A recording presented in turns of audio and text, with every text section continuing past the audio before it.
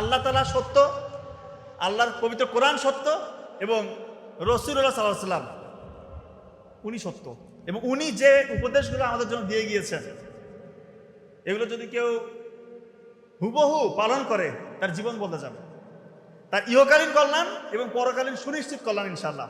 তো ওনার তো পুরো জিন্দগিতে হাজার হাজার উপদেশ আমাদেরকে দিয়েছেন।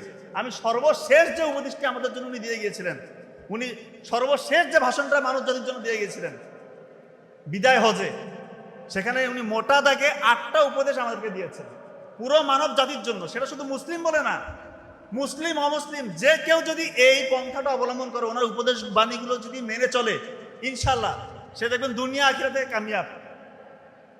কি পয়েন্ট ছিল? 8টা যে পয়েন্ট। নাম্বার 1, কারোর সাথে জুলুম করা যাবে না।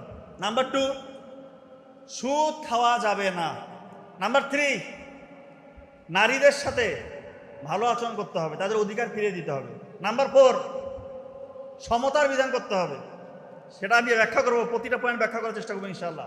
নাম্বার 5, আমানতের খেয়ানত করা যাবে না। আমানত এবং যে দায়িত্ব আপনাকে দেওয়া হয়েছে সেটা অক্ষর অক্ষরে পালন করতে হবে। এই পয়েন্টটা খুবই ইন্টারেস্টিং। আপনারা যারা অভিভাবক এসেছেন এবং যে শিক্ষার্থীরা এখানে আছো, প্রত্যেকের জন্য এই পয়েন্টটা লাগবে। 5 নম্বর পয়েন্ট, এটা আমি একটু ব্যাখ্যা করার চেষ্টা করবো ইনশাআল্লাহ।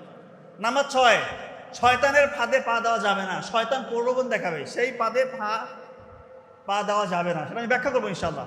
নাম্বার 7, কোরআন এবং নবী সাল্লাল্লাহু আলাইহি ওয়াসাল্লামের সুন্নাত, এটাকে আঁকড়ে ধরতে হবে। এবং নাম্বার 8, পরকালের যে জবাবদিহিতার একটা ব্যাপার আছে, এটা সবসময় মনে রাখতে হবে।